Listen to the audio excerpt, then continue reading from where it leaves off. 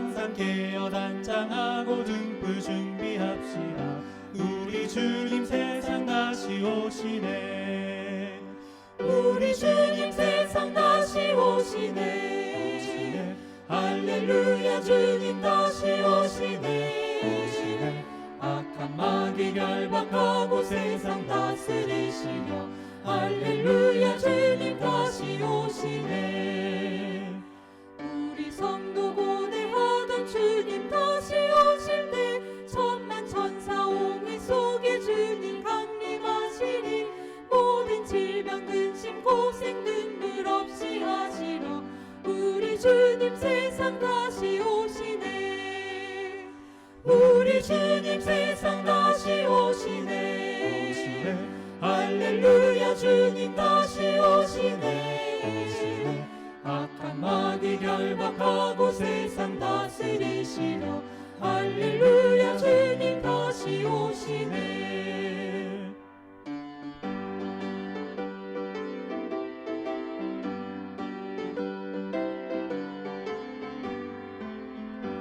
우리 주님 사랑으로 영원 왕국 세운 후 이 세상의 죄와 고통 사망 다시 없겠네.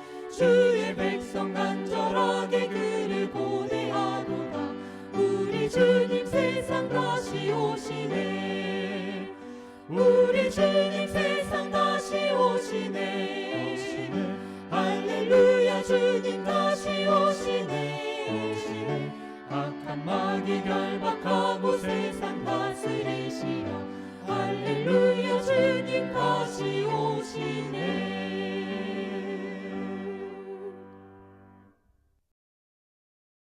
내 맘에 근심 말라. 아버지와 날 믿으라. 알 집에 있을 곳이 많으니 너희 있을 곳 예비하리라. 주맞을 준비하고 있나. 주맞을 준비하고 있나.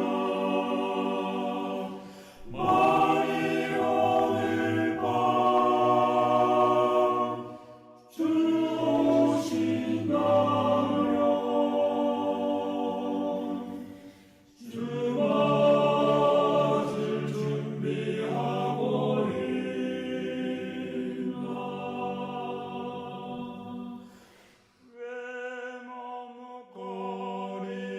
머뭇거리는가.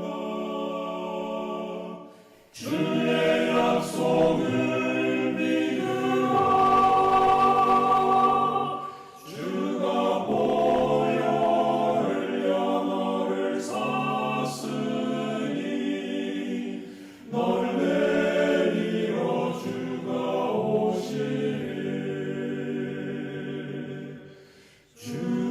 주맞을 준비하고 있나. 주맞을 준비하고 있나. 만일 오늘 밤 주 오신다면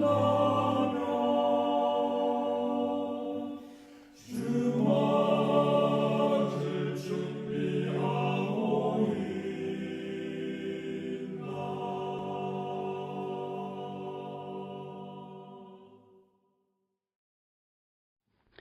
하늘에 계신 우리 아버지 하나님, 한 주일을 또 안전하게 지켜주시고 이 안식일을 시작하는 시간에 주님 앞에서 무릎 꿇고 기도드릴 수 있게 해주셔서 감사합니다.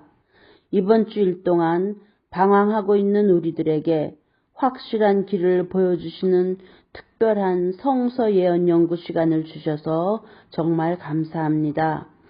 2021년도를 우리에게 허락해 주시고 하나님의 방법과 뜻을 깨달아 알 수 있도록 하나님의 말씀을 선물로 주시니 감사합니다. 깨어서 준비하는 주의 자녀들 되게 하시며 마지막 진리의 등대교회가 되게 하셔서 어두운 세상을 주님의 빛으로 밝히 비추는 주님의 교회 삼아 주시옵소서. 오늘도 몸과 마음이 아파서 기도드리는 주님의 자녀들을 기억해 주시고 주님의 따뜻하신 손으로 안아주시며 그들에게 평안함을 허락해 주시기를 간절히 기도드립니다.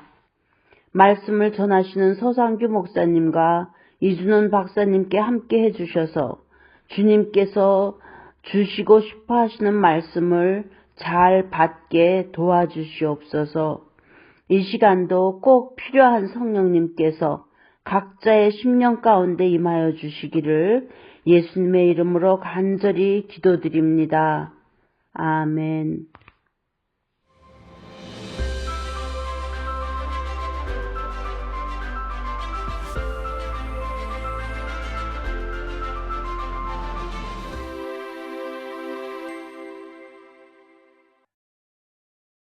안녕하십니까. 이준원과 함께하는 건강기별을 통한 복음 제 6번째 시간입니다. 오늘도 역시 새로 배운 것, 내가 실천할 것, 그리고 이웃에게 나눌 것, 이 3가지를 적용하시면서 심장병에 대해서 강의를 들으시기를 바랍니다. 내 가족이 심장병이라면 어떻게 하시겠습니까? 심장병은 흉부통증으로 시작이 되는데요. 이 흉부통증은 압박감이나 또 가슴을 꽉 조이는 듯한 그러한 느낌입니다. 콕콕 쑤시는 것이 아니라 답답한 느낌인데요. 이 심장혈관 질환은 44초에 1명씩 사망하는 질환이고요. 1년의 사망률의 60%를 차지합니다. 사망률 1위입니다. 요즘에 코로나 바이러스 감염이 30초에 1명씩 감염이 된다고 하죠. 사망이 아니고. 그래서 이 심장병과 대조되는 또 비교할 수 있는 질병이기도 합니다. 그렇지만 여전히 심장병이 우리의 생명을 앗아가는 가장 큰 주 원인입니다. 이 심장병을 한마디로 하면 가장 많이 죽는 병이라고 할 수 있습니다. 그리고 별명을 붙이자면 막히는 혈관이라고 할 수 있습니다. 심장을 먹여 살리는 관상동맥이 막혔을 때 심장병이 생기는 것이죠. 이렇게 사진에 나타난 대로 심장병 때문에 생기는 흉부통증은 이러한 현상이 일어납니다. 그리고 혈관이 막히는 이러한 문제가 생기는데 동맥경화로 막힌 관상동맥들은 조영술로 일단 확장시킬 수 있습니다. 그런데 다시 막힐 수 있거든요. 그래서 다시 막히는 조영술이나 현대의학에 의존을 하다 보면 약을 꼭 써야 되는데 약을 쓰는 것보다 미리 예방을 하거나 또 우리의 생활 습관으로 다시 막히지 않는 혈관을 유지하는 것이 매우 중요합니다. 여기 보면 치료 전과 치료 후의 사진이 있습니다. 조영술 치료인데요. 치료 전은 이렇게 혈관이 아주 좁게 막혀 있는 부분이고요. 그리고 오른쪽에 보면 조영술 때문에 이렇게 열린 혈관의 모습인데 이것이 인위적으로 또 인조로 만든 튜브를 꽂았기 때문에 이것이 이물질로 여겨집니다. 그래서 언젠가는 또 막힐 수가 있기 때문에 약물 치료를 받아야 합니다. 조영술 후에 먼저 심장에 무리가 가지 않도록 박동수를 줄여주는 약물 복용을 해야 되는데 아티놀롤이라는 것들은 이제 박동수를 줄여줍니다. 그래서 심장 박동이 지나쳐지면 심장이 피곤해지고 또 산소 사용량이 증가하기 때문에 힘들어지는 것을 예방하는 그러한 약입니다.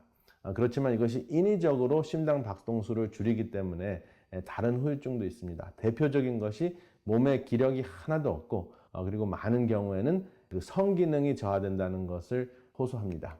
그리고 LDL 콜레스테롤을 감소시키는 스테튼 약물이 있는데요.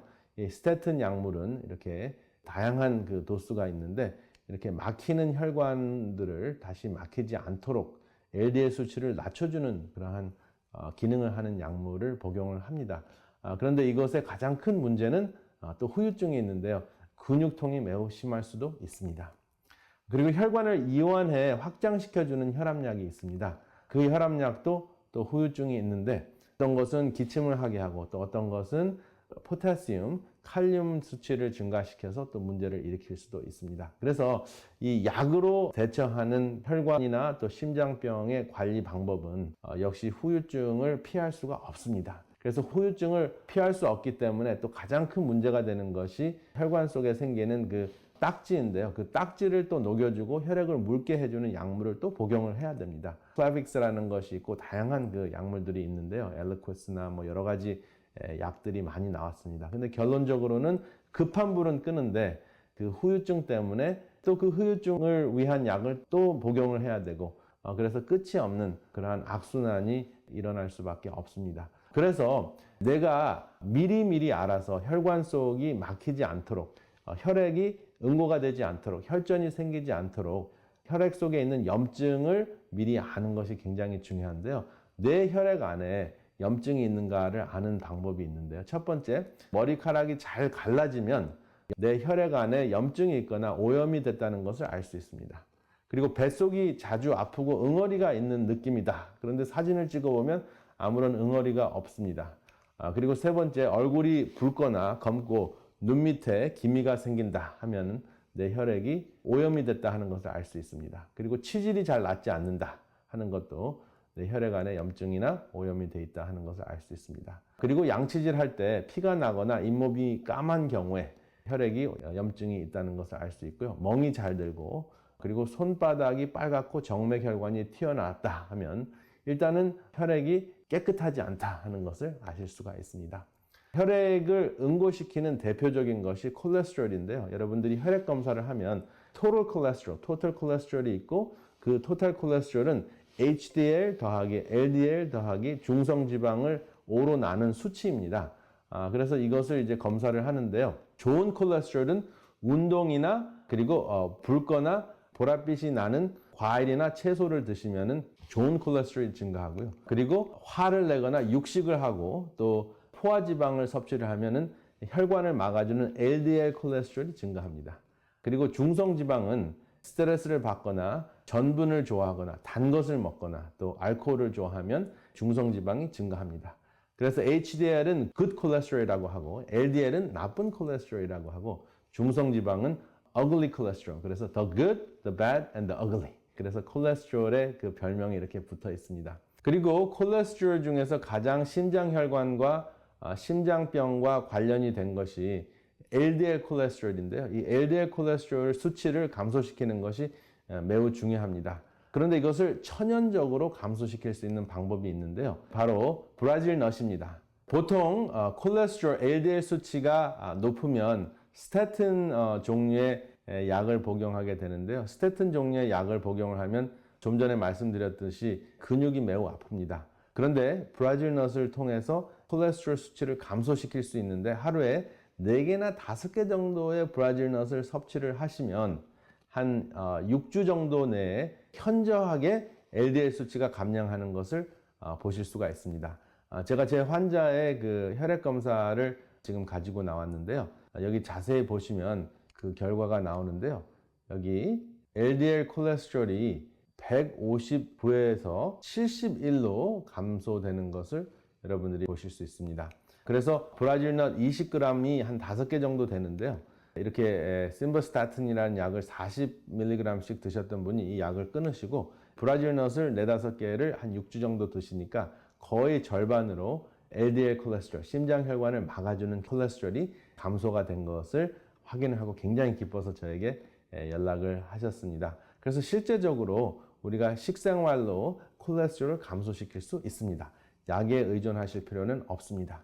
그리고 이렇게 음식으로도 콜레스테롤 감량을 해서 콜레스테롤이 혈관 속에 쌓여서 동맥경화 현상을 일으키는 것을 막아줄 수도 있지만은 여러분들이 운동을 하시면 또 그 혈관을 확장시켜주고 혈관을 이완시켜주는 산화질소가 생산되는 것을 여러분들이 삶에 적용하셨으면 참 좋겠습니다.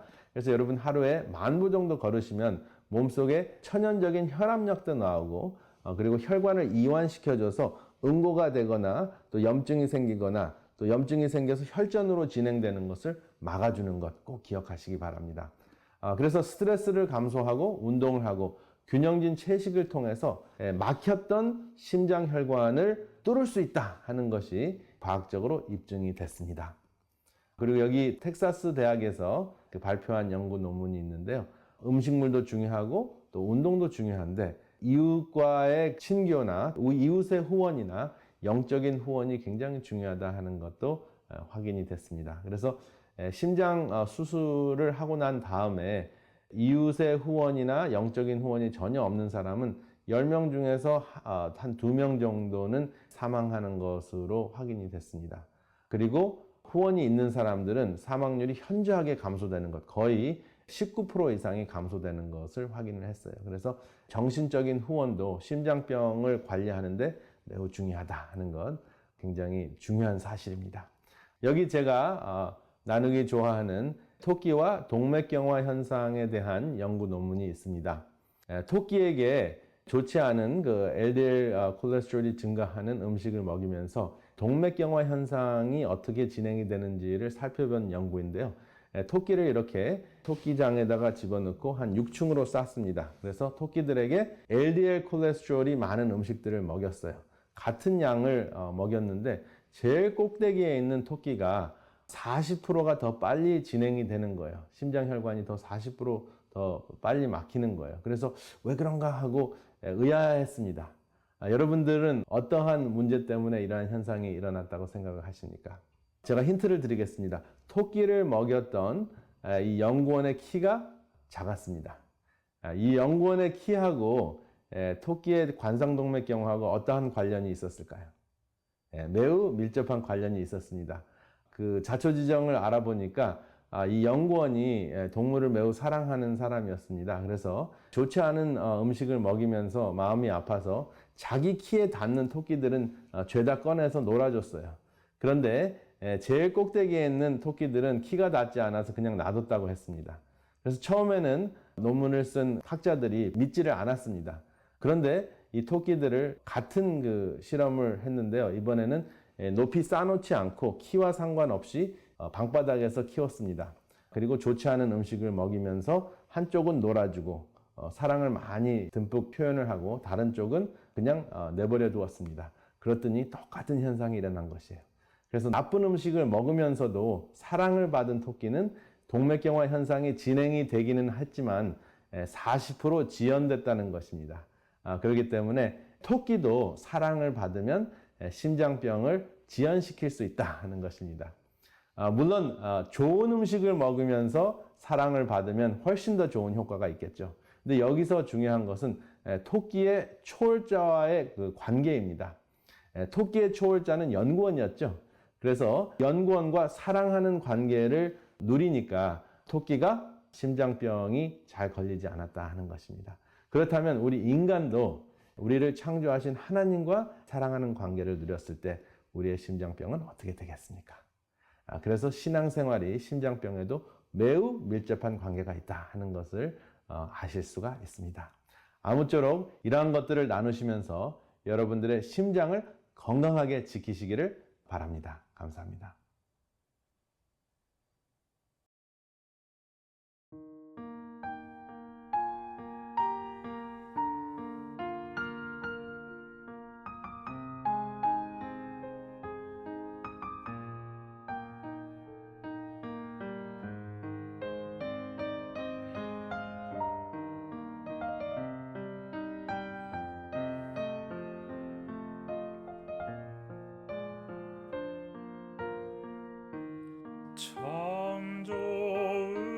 창조으신 주님 귀하신 나의 주 늘 가까이 계시니 나 두려움 없네 내 영이 권할 때 내 맘 낙심될 때 내 품에 안기라 주님 말씀하셨네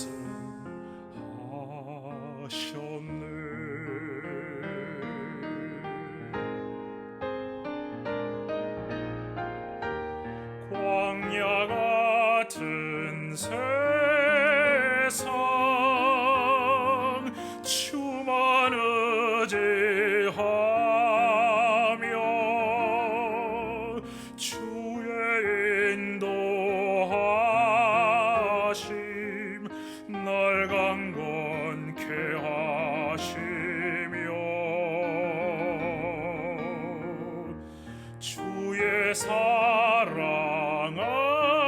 안에서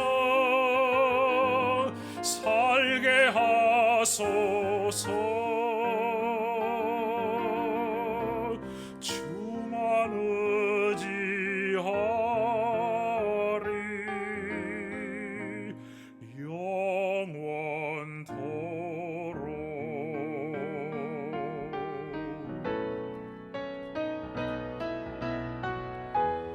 광야 같은 세상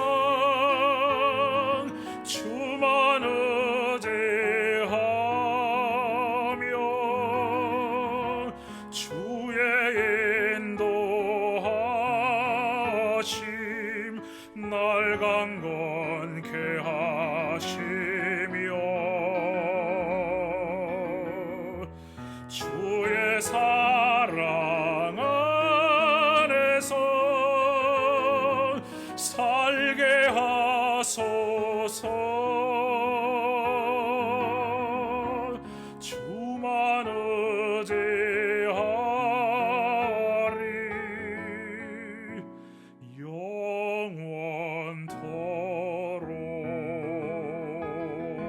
영원토록. 주만 의지하리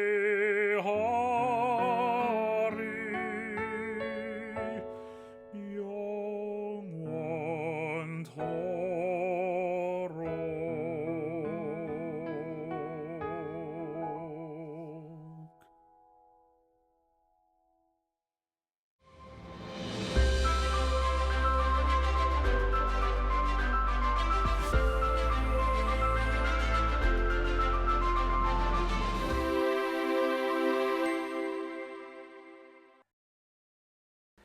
계속되어지는 예언 세미나에 참여하신 여러분들을 환영합니다.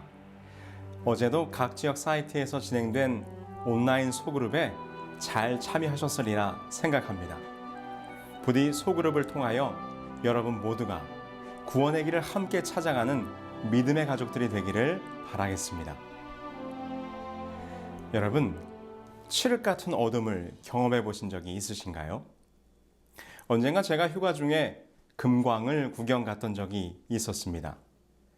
사우스다코타의 레피드시드라는 곳을 지나 90번 하이웨이를 조금 달리다 보면 네드우드라는 지역이 나오는데 그곳에 가면 오래된 금광들이 많이 남아 있습니다. 제가 그곳에서 어느 한 금광을 들어가 보았습니다. 한 10여 명의 사람들이 한 그룹이 되어 가이드를 따라 굴 안으로 들어갔습니다. 꽤나 한참 불 속으로 들어갔을 때 가이드는 우리 그룹을 한 공간으로 데리고 들어갔습니다. 금광의 한쪽을 파내어 공간을 만들어 두었는데 그곳이 인부들의 휴게실로 사용되었던 곳이라고 설명해 주었습니다. 그러면서 가이드가 말하기를 이제 금광 안이 얼마나 어두운지를 체험해 볼 것이라고 말하며 잠시 후에 모든 불을 끄겠다고 하는 것입니다. 그리고는 덧붙여 말하기를 어두워지면 단순히 아무것도 보이지 않는 것이 문제가 아니라 여러분들의 균형 감각과 방향 감각을 잃게 될 것이라고 하면서 넘어지지 않도록 조심하라고 주의를 주고는 이제 금광 안의 모든 불을 소등했습니다. 순간 눈앞이 캄캄해졌습니다. 정말 캄캄한 어두움이 열려진 눈꺼풀을 지나 가슴까지 밀려 들어왔습니다. 정말 아무것도 그 어떤 흐릿한 빛의 흔적도 찾아볼 수 없는 완벽한 어두움. 그런데 그 순간 가이드가 설명한 것처럼 어지러움이 느껴졌습니다. 앞과 뒤는 물론 위와 아래까지 구별할 수가 없었습니다. 아무리 정신을 바짝 차리려고 해도 마치 무중력 상태에 들어간 것만 같았습니다. 그대로 주저앉아 버릴 것만 같았던 그때 가이드가 다시 불을 켰습니다. 여기저기서 안도의 한숨이 흘러나왔습니다. 빛이 들어오는 순간 혼란한 어두움 가운데서 분명한 방향과 균형을 다시 찾을 수 있었습니다. 여러분, 우리는 지금 어두운 세상에 살아가고 있습니다.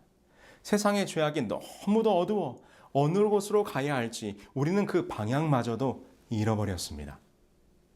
우리를 이 죄악의 어두운 구렁텅이에서 벗어나게 할 그 구원의 길이 어디인지 찾아야 할 것입니다.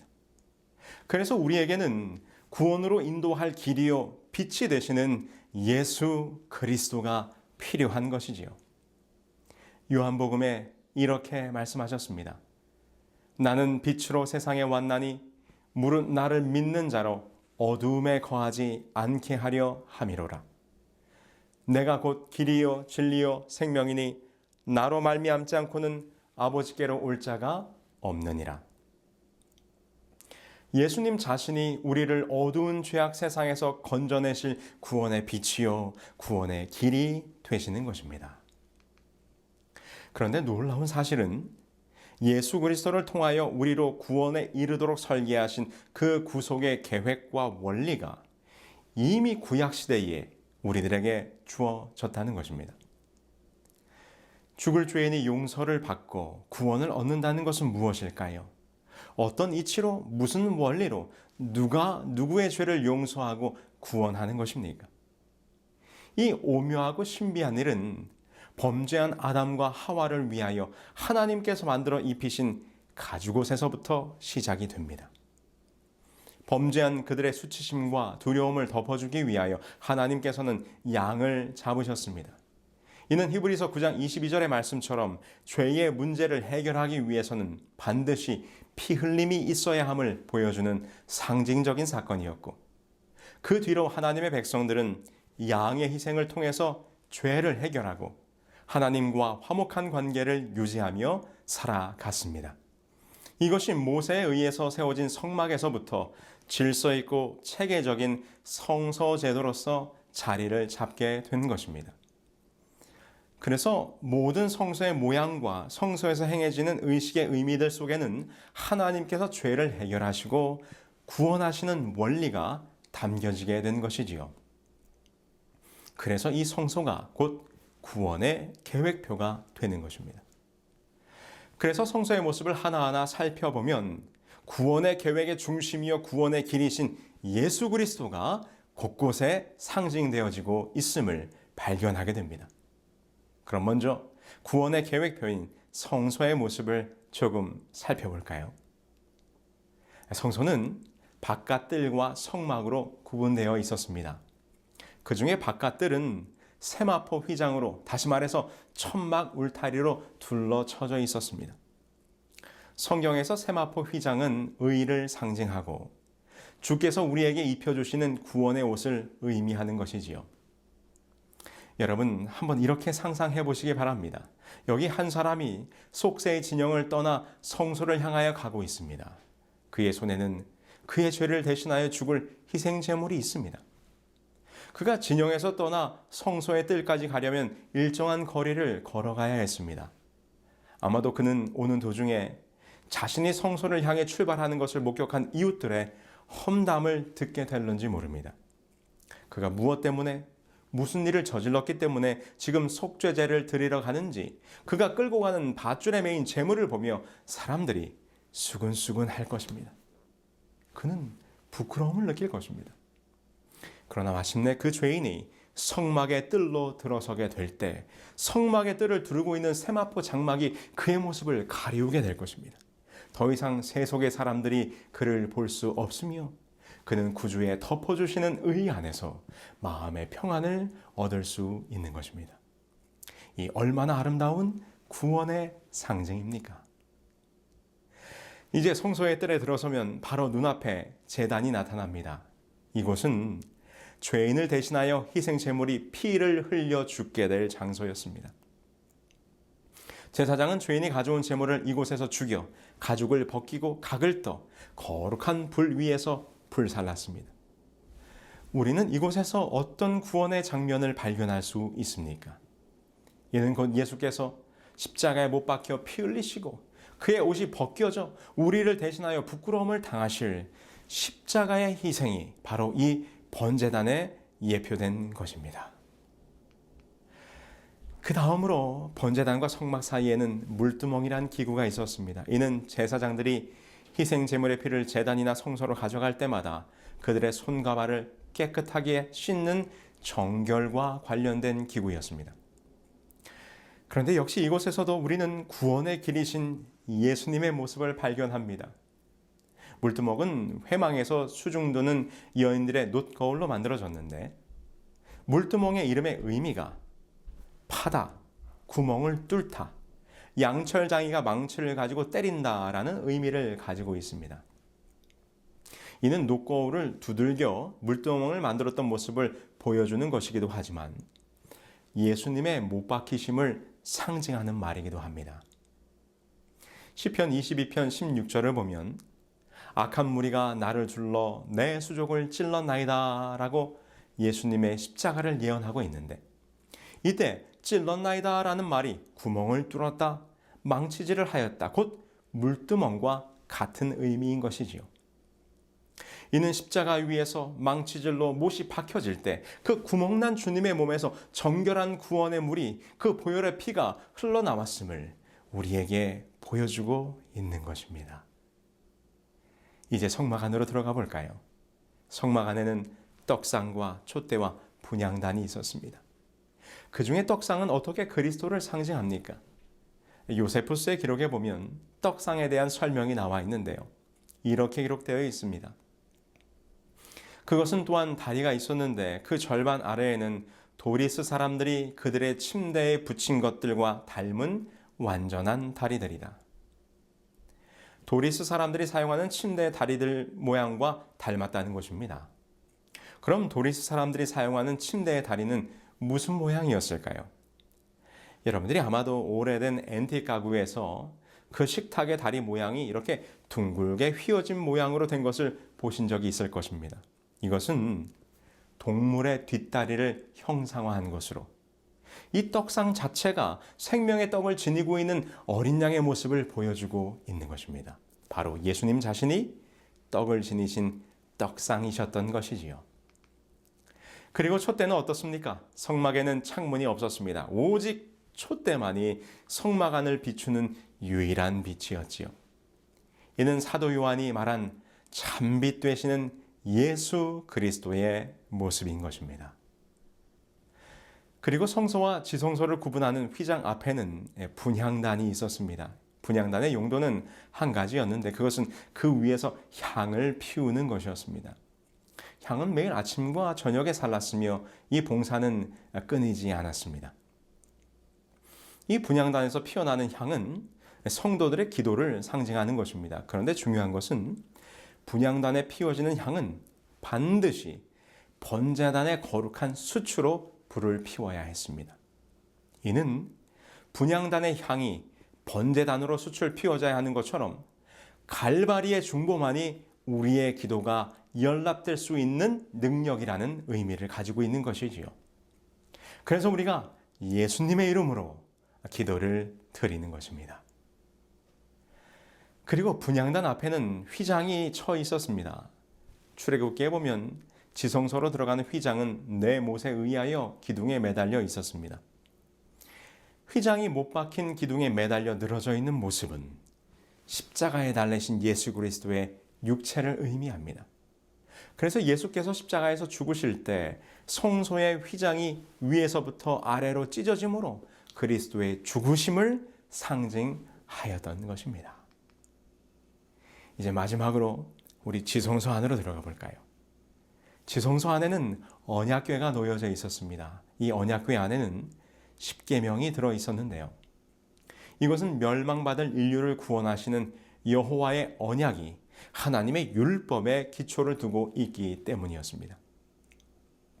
그래서 성경은 이를 여호와의 언약궤라고 칭하고 있는 것입니다. 특별히 이 언약궤를 덮고 있는 그 덮개를 속죄소라 하였는데요.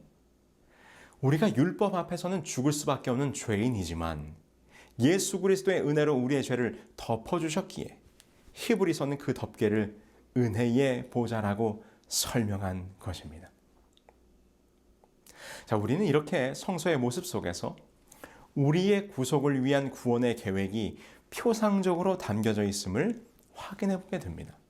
성소의 기구들과 그곳에서 행해졌던 예식들이 한결같이 우리의 구원의 길이신 예수 그리스도를 보여주었던 것이죠. 구약의 백성들은 성소의 의식에 참여하면서 자신들의 죄를 대신하여 죽으시고 피 흘리사 우리의 구원을 이루실 메시아를 만나고 경험했었습니다. 그리고 마침내 그 모든 상징의 원형이신 예수님께서 이 땅에 오사 십자가에서 희생당하셨을 때 이 땅에 세워진 성소의 역할은 그 기능을 다하게 된 것입니다. 이제 표상과 실체와 만났기 때문에 이 희생을 예표하는 의식들은 폐지되었고, 그러므로 우리는 더 이상 동물의 피로 희생 제사를 진행하지 않는 것입니다. 구주께서는 그분의 속죄 희생을 십자가에서 완성하셨습니다. 그런데 혹시 여러분들은 이런 생각 안 해보셨습니까? 이미 십자가에서 우리를 위한 구원의 희생을 다 이루시고 하늘로 가신 예수님께서 우리를 다시 데리러 오시겠다고 약속한 지 어느덧 2000년의 시간이 흘러가고 있습니다. 2000년의 시간. 우리는 오랜 시간을 기다렸습니다. 그런데 주님은 왜 아직 오시지 않을까요? 주께서는 십자가 이후에 우리의 구원을 위하여 무엇을 더 하셔야 할까요? 여러분, 하나님께서는 구원의 계획표를 가지고 계셨듯이 또한 구원의 시간표 또한 가지고 계십니다. 모든 계획이 완벽하기 위해서는 반드시 시간의 계획이 있어야 하는 것이지요. 그럼 그 구원의 시간표는 어디에 있을까요? 우리 다 같이 다니엘 8장 14절 말씀을 보시겠습니다. 그가 내게 이르되 2300주야까지니 그때에 성소가 정결하게 되리라 하였느니라. 이곳에 보면 아주 특별한 기간이 예언되어 있습니다. 2300주야. 주야라는 말은 낮과 밤을 의미하는 말이므로 2300주야라는 말은 2300일이라는 뜻입니다. 우리는 이미 예언적 시간의 계산에 대하여 공부하였습니다. 예언에 나타난 하루는 1년으로 계산한다는 것이지요. 그렇다면 이곳에 예언된 2300주야는 곧 2300년이라는 시간으로 해석이 되는 것입니다. 그렇다면 이 2300년이라는 시간표는 무엇일까요? 이것이 우리의 구원의 시간 계획과 어떤 관련이 있는 것일까요? 이 시간, 이 예언된 기간에 대하여 잠깐 살펴보고자 합니다. 먼저 성경에서 가장 긴 시간을 예언하고 있는 이 2300주야, 전체 2300주야 중에서 70주일은 따로 구분되어 있었습니다. 다니엘서 7장 24절 25절을 보실까요? 내 백성과 내 거룩한 성을 위하여 70일에로 기한을 정하였나니 예루살렘을 중건하라는 영이 날 때부터 기름 부음을 받은 자 곧 왕이 일어나기까지 7일에와 62일에가 지날 것이요 라고 설명합니다. 여기에 보면 70일에가 나오는데 이 70일에가 너와 너의 거룩한 성 곧 이스라엘을 위하여 정해진 기간이라는 것입니다. 그런데 이곳에 기한을 정하다라는 말은 히브리어로 잘라낸다라는 말입니다. 그래서 이 표현으로 볼 때 지금 가브리엘이 설명하고 있는 이 70일에는 별도의 기간이 아니라 이 70주일이 전체 2300주야 가운데 따로 잘라낸 기간인 것으로 우리는 이해할 수 있는 것이죠. 바로 이 도표처럼 말입니다. 먼저 우리 70일의 구성을 한번 보실까요? 70주일은 예루살렘을 중건하라는 영이 날 때부터 시작하여 기름 부음을 받은 자 곧 왕이 일어나기까지 7일에와 62일에가 지난다고 되어 있고요. 다니엘서 9장 27절에 보면 마지막 한 일에가 추가되어 있습니다. 그래서 7일에 곧 7주 더하기 62일에 더하기 마지막 한 일에 1주는 모두 합하면 70일에 곧 70주가 되는 것입니다. 자, 그렇다면 2300주야 예언의 시작점이자 이스라엘 백성들을 위하여 구별된 이 70일의 시작점은 언제입니까? 천사 가브리엘은 말하기를 예루살렘을 중건하라는 영이 날 때부터가 시작점이라고 설명합니다. 지금 이 말은 바벨론에 의해서 파괴당한 예루살렘 성을 다시 재건하라는 왕의 명령이 있을 것인데 그때가 바로 이 예언 시간표의 시작점이라고 하는 것입니다. 그럼 역사적으로 예루살렘 중건령은 언제 있었는지를 확인해 보면 될 것입니다. 실제 역사 속에서 예루살렘을 중건하라는 영은 3번 있었습니다. 그런데 우리는 그 중에서 기원전 457년에 내려진 아닥사스다 왕의 중건령을 가브리엘 천사가 말한 예루살렘을 중건하라는 영이 날 때로 인정합니다. 왜냐하면 성경에 기록된 중건, 이 슈브라는 말이 단순히 건물의 재건만을 의미하는 것이 아니라 모든 권한도 돌려주는 것을 의미하기 때문입니다. 앞서 두 번의 중건령은 주로 성전 재건에 관한 것이었지만 비로소 세 번째 조서에 의하여 유대인들이 하나님의 법에 따라 그들의 땅을 다스릴 수 있는 자치권이 부여되었음을 우리 스가랴 7장 7절 25절에 보면 알 수 있습니다. 이에 대해서는 레온 우드의 이스라엘 역사에서도 이렇게 설명합니다. 3차 중건령 때 에스라는 페르시아 왕으로부터 주목할 만한 특권을 부여받았다. 그 특권은 바로 예루살렘으로 돌아가기를 원하는 사람들을 데려갈 수 있는 권한과 예루살렘 성전을 위한 기금을 페르시아 제국 국고에서 쓸 수 있는 권한, 성전에 쓰일 동물들을 살 수 있는 권한, 성전에서 일하는 사람들을 페르시아 세금 납부로부터 면제시키는 권한, 그리고 유대 땅에서 치안 판사를 임명하여 여호와의 율법을 지키게 하고 범하는 자의 생명을 다룰 수 있게 하는 권한 등이었다.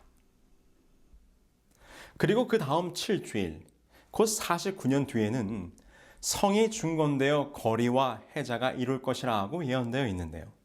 이는 실제로 에스라와 느헤미야의 노력으로 예루살렘의 중건이 맞춰지게 되는데 그때가 페르시아의 다리우스 왕 15년으로 바로 457년부터 정확히 49년 후인 기원전 408년인 것입니다. 자, 그럼 계속해서 보실까요? 그리고 예언된 기간이 62일에 곧 62주일입니다. 연수를 하면 434년입니다.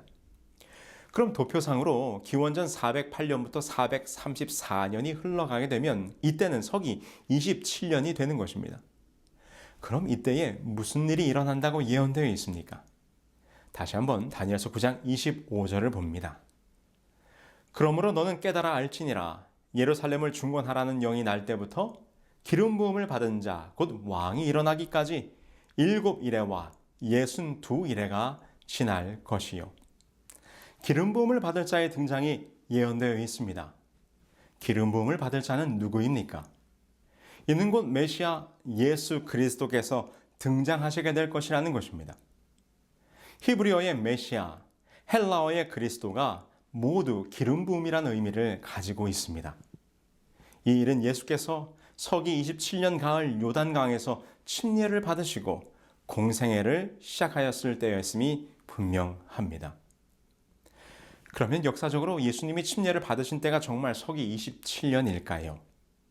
우리는 성경 누가복음에서 그 힌트를 얻을 수 있습니다. 누가복음 3장 1절에 보면 예수께서 침례를 받으신 때를 로마 황제 디베리오 가이사 제15년이라고 설명하고 있습니다.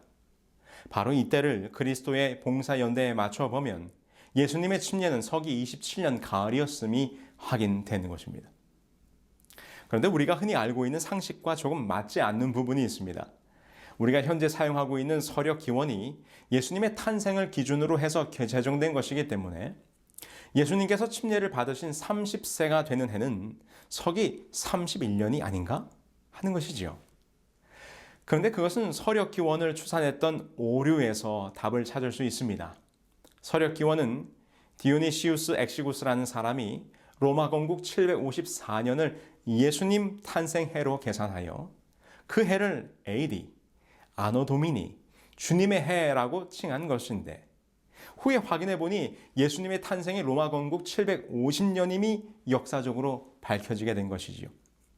이는 현재의 역사로 하면 기원전 4년이 되는 것입니다.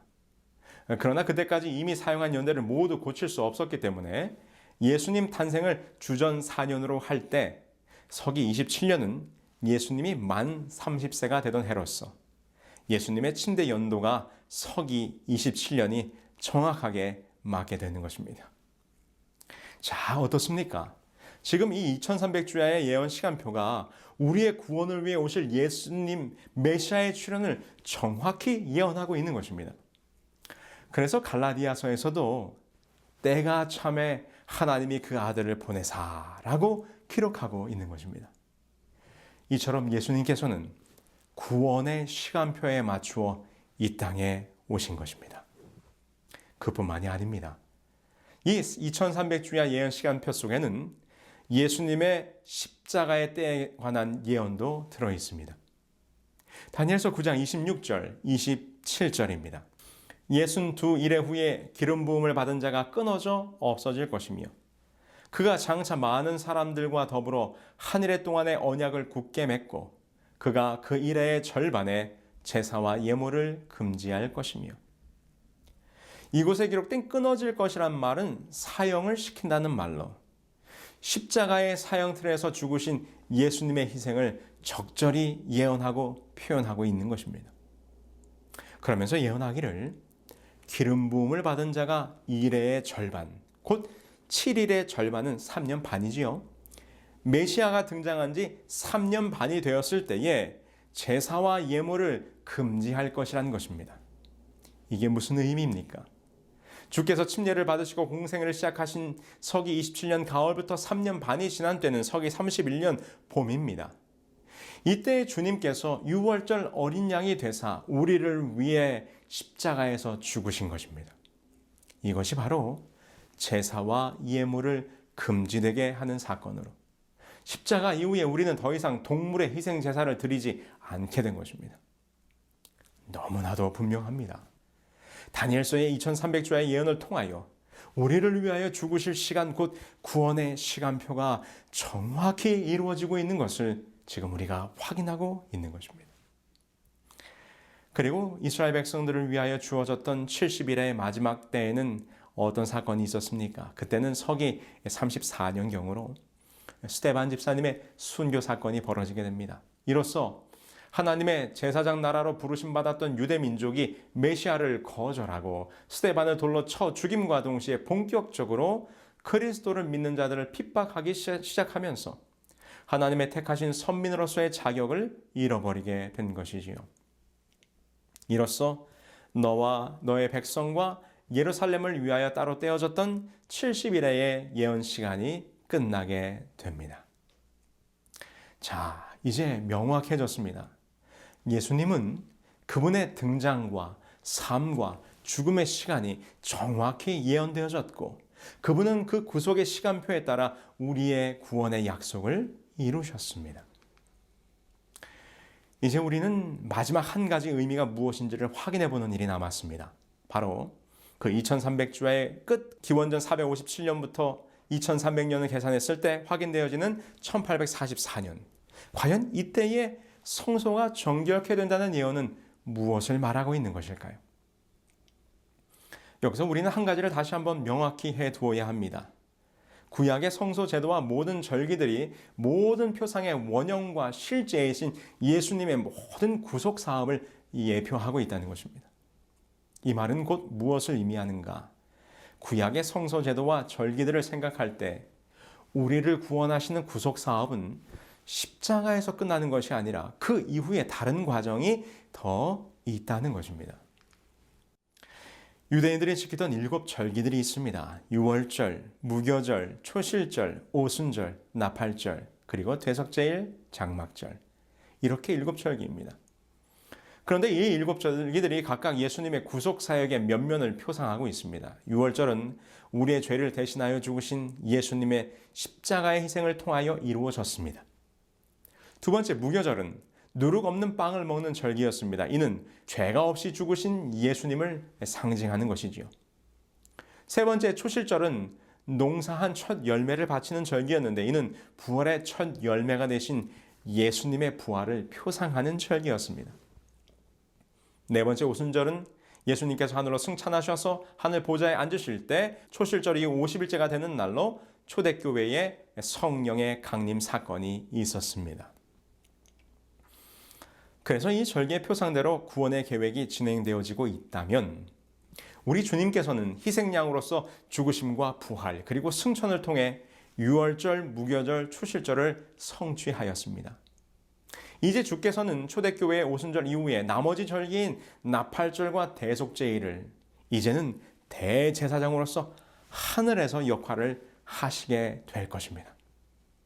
이렇게 하늘 성소에서 우리 주님께서 대제사장으로 봉사하실 것에 대하여 사도 바울은 이렇게 말씀하셨습니다. 히브리서 4장 14절입니다. 그러므로 우리에게 큰 대제사장이 계시니 승천하신 이 곧 하나님의 아들 예수시라. 우리가 믿는 도리를 굳게 잡을지어다.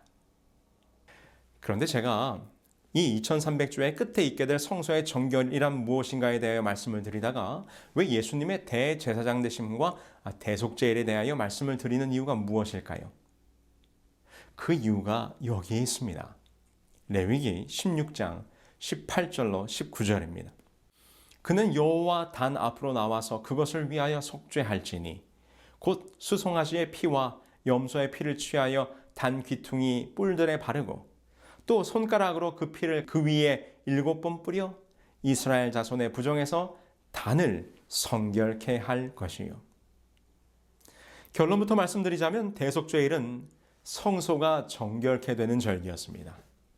속죄일의 예식은 대제사장이 진행하였습니다. 대제사장은 먼저 자기 자신을 위하여 수송아지로 제물을 삼고 이후에 염소를 잡아 그 피를 가지고 모든 성소와 회막을 정결케 하고 백성들의 죄를 속하는 예식을 진행하였습니다.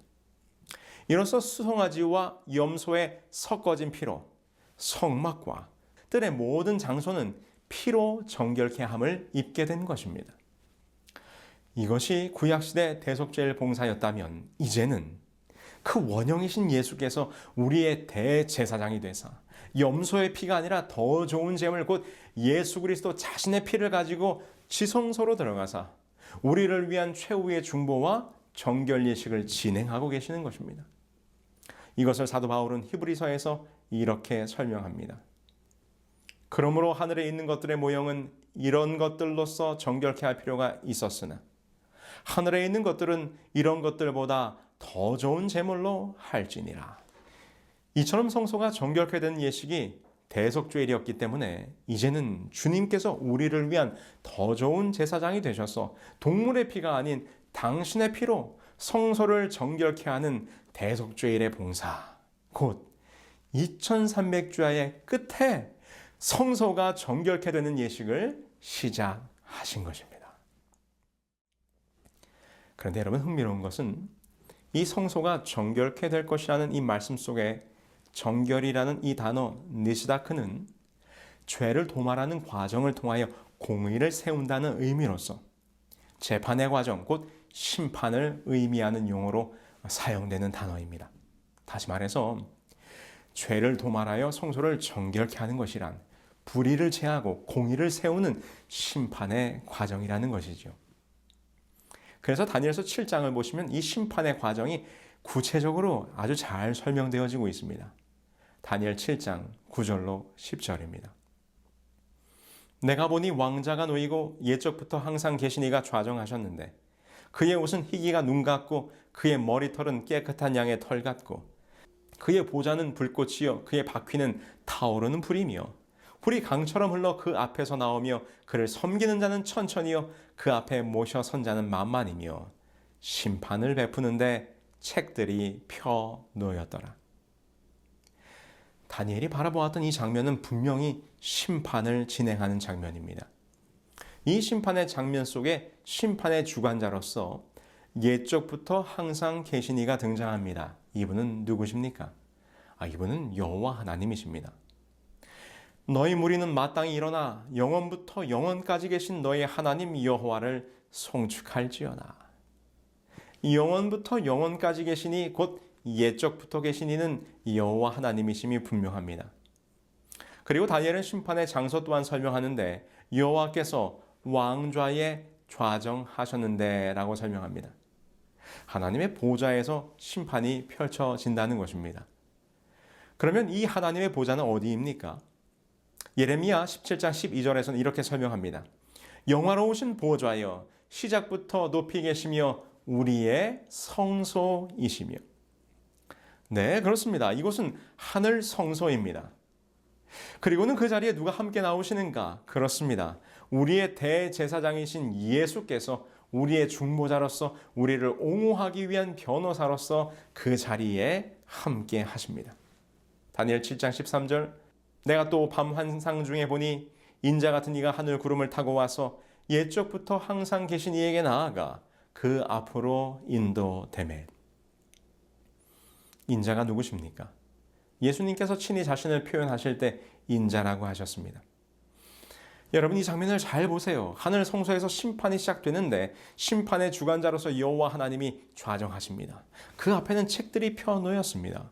그리고 우리 주님께서 우리의 중보자로서 그 자리에 나와 오셨습니다. 그리고는 심판이 시작됩니다. 그런데 이 심판의 목적이 무엇인지 아십니까? 다니엘은 이렇게 기록해 주셨습니다. 옛적부터 항상 계신 자가 성도를 위하여 신원하셨고. 이 구절의 개역 개정은 이렇습니다. 성도들을 위하여 원한을 풀어주셨고. 그렇습니다. 이 심판은 악인을 멸하고 죄인을 벌하는 그런 심판이 아닙니다. 이 심판은 당신의 백성들을 구원하시고자 하나님 앞과 온 하늘 거민들 앞에 그들을 신원하는, 원한을 풀어주기 위한 목적의 심판이라는 것입니다. 이 구절을 현대인의 성경은 더욱 우리에게 와닿게 번역하였습니다. 자기 백성이 유리한 쪽으로 심판을 선언하셨으며 때가 되자 성도들이 나라를 얻었다. 이 심판이 하나님의 백성들에게 유리한 쪽으로 진행될 것입니다. 이 심판은 정죄와 벌함을 위한 심판이 아니라 비록 그들이 죄인일지라도 그리스도의 피를 의지하여 회개하였으니 우리의 대제사장 되시는 주님의 중보로 그들이 구원받기에 합당함을 증명하고 선포하는 심판인 것입니다. 그래서 이 심판의 결과로 당신의 백성들이 하늘 왕국을 얻게 될 것이라고 다니엘은 분명히 말하고 있는 것입니다. 어느 날 한 여집사님께서 저에게 전화를 주셨습니다. 전화를 하신 여집사님께서 한 가지 일을 부탁하셨는데 내일 오전에 콜트에 나가야 하는데 통역을 도와달라는 요청이었습니다. 갑작스럽게 재판 일정이 당겨지면서 미리 통역도 섭외하지 못한 가운데 내일 아침에 당장 콜트에 나가야 되는 급한 상황에 저에게 부탁을 하신 것이었습니다. 간곡히 부탁하시는 집사님의 요청에 도와드리겠다고는 했지만 제 마음에 부담이 되었습니다. 일상적인 업무에서의 통역이었다면 그렇지 않았겠지만 그곳이 일반적인 장소가 아니라 법정인 것입니다. 혹시라도 통역이 매끄럽지 못하여 집사님에게 손해가 될까 염려되기도 하고 그래서 그날 밤 공부를 합니다. 법정 용어를 영어로 확인하고 정리하고 스몰 클레임에 관한 코트의 장면을 찾아서 유튜브로 영상도 보고 판사를 향하여 정중하고도 정확하게 그리고 간결한 표현으로 해야 한다는 조언에 따라 필요한 표현들을 노트에 몇 가지 정리도 하였습니다. 갑작스럽게 밤이 늦도록 때 아닌 영어 공부를 한 것이지요. 그리고는 그 다음날 집사님을 만나서 함께 다운타운에 있는 콜트에 도착을 했습니다. 검색대를 통과하고 콜트 번호를 확인하고 엘리베이터를 타고 올라가면서 걱정하는 마음을 주체할 수가 없습니다. 그런데 배정된 콜트에 도착을 하니까 보험사 측 변호사가 딱 나와 있는 것입니다. 얼마나 그 변호사가 멋지게 보이든지. 그러면서 제 마음속으로 이렇게 생각했어요. 아이고 집사님, 변호사를 좀 섭외하시지 변호사도 없이 이걸 어떻게 하려고 하나. 사실 지금 돌아보면 별일도 아니었지만 그 당시에는 얼마나 걱정이 되던지. 그러나 여러분, 우리는 걱정할 필요가 없습니다. 지금 하늘의 법정에서 우리를 신원하는 심판이 진행되고 있지만 우리는 결코 혼자 서 있는 것이 아닙니다. 우리를 위한 최고의 변호사, 최고 좋은 로펌, 바로 헤븐 로펌의 에이스 변호사 예수님께서 우리를 위해 변호하고 계십니다. 변호만 하시는가? 성경은 이렇게 기록합니다. 아버지께서 아무도 심판하지 아니하시고 심판을 다 아들에게 맡기셨으니 여호와 하나님께서 심판하지 아니하시고 그 심판의 권세를 모두 다 아들에게 맡기셨다는 것입니다. 할렐루야! 이 얼마나 놀라운 축복입니까? 그에게 심판하는 권세까지 주었으니 우리가 걱정할 것이 무엇이 있겠습니까? 그래서 성경은 당신의 백성들을 위한 심판을 이야기할 때 그것은 매우 기쁘고 복된 일이라고 설명합니다. 주의 심판으로 말미암아 시온산은 기뻐하고 유다의 딸들은 즐거워할지어다. 온 백성은 기쁘고 즐겁게 노래할지니 주는 민족들을 공평히 심판하시다다. 그런데 여러분, 지금 다니엘이 말하고 있는 이 심판의 시기는 언제입니까? 오늘 우리가 살펴보던 주님께서 대제사장으로서 성소를 정결케 하고 당신의 백성들의 죄를 도말하기 위한 대속죄의 시기는 언제입니까? 이는 분명히 절기상 장막절 이전에 있어야 합니다. 다시 말해서 하늘에서 펼쳐질 하늘잔치 이전에 이 성소가 정결케 되는 대속죄일, 곧 하나님의 백성들을 신원하기 위한 심판이 재림 전에 있을 것이란 말입니다. 그래서 다니엘서 7장 22절은 이렇게 기록하고 있는 거예요. 옛적부터 항상 계신 이가 와서 지극히 높으신 이의 성도를 위하여 원한을 풀어주셨고 때가 이름에 성도들이 나라를 얻었더라. 그래서 다니엘은 이 심판이 끝난 이후에 구원받은 자들에게 약속된 성도들의 나라가 주어질 것이라고 선언하고 있는 것입니다.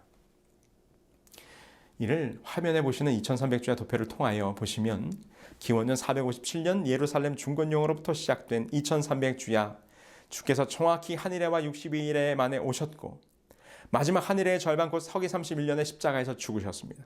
그리고 이제 2300주야 끝 1844년부터 성소가 정결케 되는 대속죄일, 곧 당신의 백성들을 신원하기 위한 재림전 심판이 시작된 것입니다. 이 대속죄일은 장막절, 곧 주님의 재림과 함께 누리게 될 하늘잔치가 있기 전까지 이어지게 될 것입니다. 그러므로 여러분, 오늘 우리는 실제적 대속죄의 기간에 살고 있는 것입니다. 이 대속죄의 기간에 이스라엘 백성들이 그날에 그들의 심령을 괴롭게 하도록 요구를 받은 것처럼 오늘 하나님께서는 우리들에게 진정한 회개를 경험하도록 요구하십니다. 유대 전승에 의하면 욤키프르, 곧 대속죄일이 맞춰지는 해가 질 때가 되면 마지막으로 느일나라는 기도를 드린다고 합니다. 그들이 기도할 때 무엇을 위하여 기도하는가 하면 느일나가 드려지는 동안 우리의 생각, 우리의 운명, 우리의 심판은 봉인되었습니다 라고 기도한다는 것입니다. 그런데 흥미롭게도 이 느일나에서 따온 호투메누, 곧 우리를 인치소서라는 말은 나중에 하티마 토바라는 전통적인 이 욤키프루의 인사말로 발전이 되었습니다.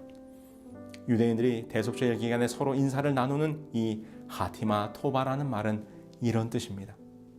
당신이 잘 봉인되기를 바랍니다. 여러분, 이 마지막 대속죄일의 기간 동안 여러분들의 이마와 손에 하나님의 인이 잘 봉인되기를 소망합니다.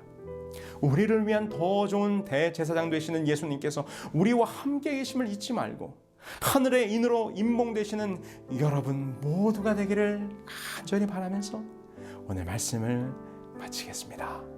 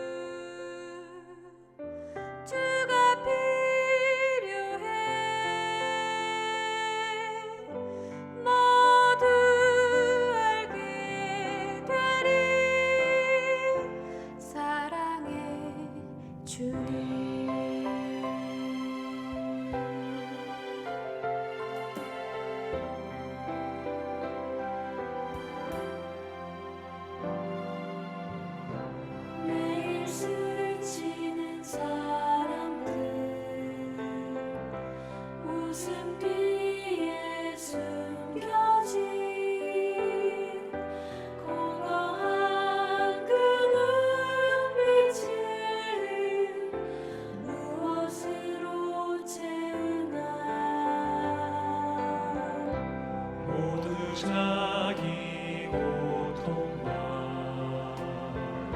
두려움 가득 감춰진 울음소리 주님 들으시네. 그들은 모두 주가 필요해. 깨지고 상한 마음 주가 여시네. 그들은 모두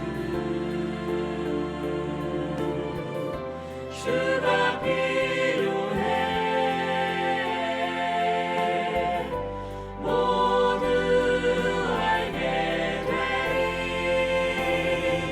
사랑의 주님. 그들은 모두 주가 필요해. 모두 알게 되리 사랑의 주님. 우리는 모두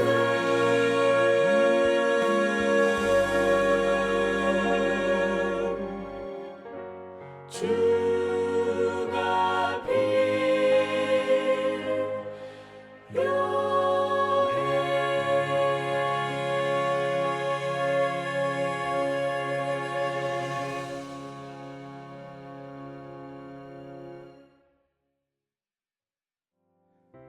하늘에 계신 저희들의 아버지 하나님, 내가 곧 길이요 진리요 생명이라고 말씀하신 예수 그리스도를 통하여 하나님 앞으로 저 하늘로 그 구원의 자리로 나아갈 수 있는 길을 열어주셨사오니 감사합니다. 그 구원의 길, 그 놀라운 구원의 시간표에 따라 저 하늘을 소망하며 살아갈 수 있도록 축복하여 주시옵기를 우리 주 예수 그리스도의 이름으로 기도합니다. 아멘. It is written 성경 예언 세미나에 참여하신 여러분 모두를 환영합니다.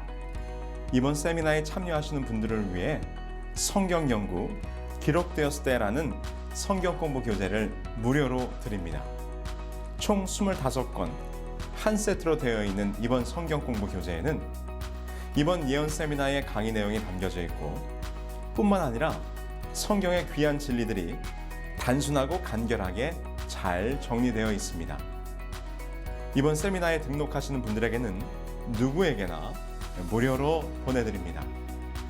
교재 신청 방법은 itiswrittenkorea.com에 들어오셔서 메인 페이지에 세미나 등록하기 버튼을 누르신 후 접수 사항을 기입하여 주시면 여러분이 거주하시는 곳에서 가장 가까운 지역 사이트에서 연락을 드리고 책을 보내드립니다. 말씀의 귀한 진리를 쉽게 공부할 수 있는 성경 연구 기록되었을 때 교재를 무료로 받으실 수 있는 기회를 놓치지 않으시기 바랍니다. 감사합니다.